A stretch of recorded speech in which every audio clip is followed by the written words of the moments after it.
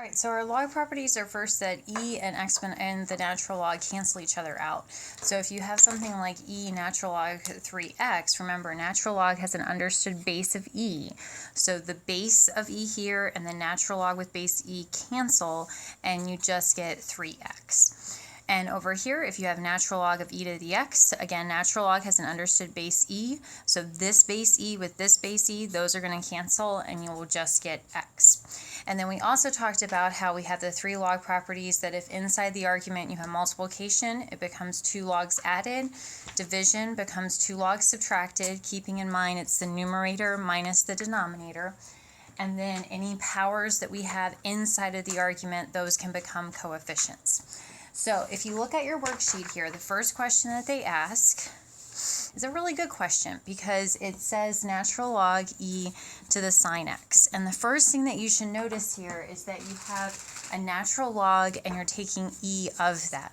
So what happens here with our simplification is that the base of natural log and this e will cancel, and we really are just trying to differentiate sine x. So to differentiate sine x, we will just get cosine x. So simplifying there helps us significantly.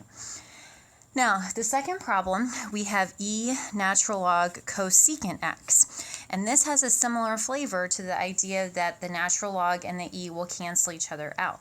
Because here you have a base of e, the natural log also has a base of e. So those will cancel, and your simplified problem will just look like cosecant x. And so then when you take the derivative of cosecant x, you'll get a negative cosecant x cotangent x. So what I want you to learn from these first two problems is that natural log and e are inverses. They will undo each other, and in the undoing of each other, you oftentimes get a much more simplified answer, or simplified problem, I should say, to work with. All right, so let's look at number 3 here, where we have natural log of e to the x squared, tangent x.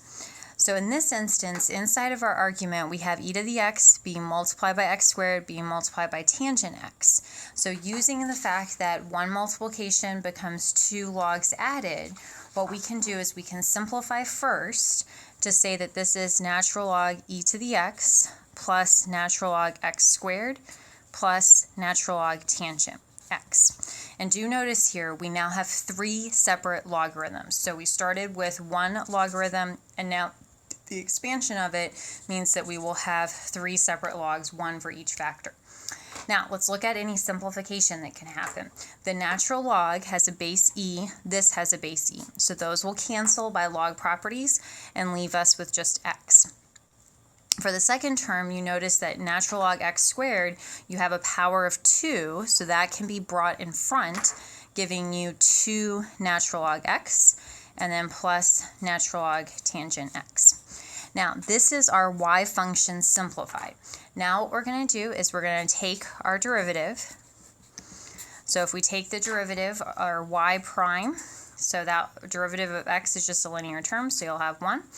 Then we have plus 2 is a constant coefficient, and then natural log of x, the way we take that derivative is we use the derivative of the argument over the argument, and we lose the natural log in that process. So the argument is whatever follows after the ln notation. So here the argument is x, so we put that in the denominator.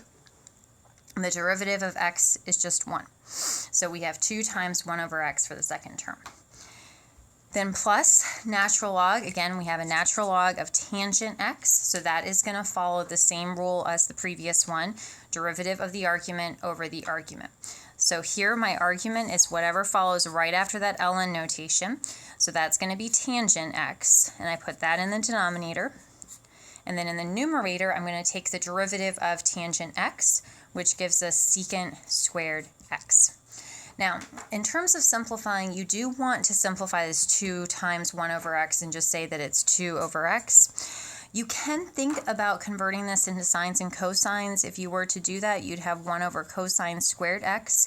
Tangent in the denominator is really a cotangent, so you have cosine over sine x. So if you wanted to, you could write this as 1 over cosine x sine x if you wanted to, or you could just leave it as the secant squared x over tangent x. Okay?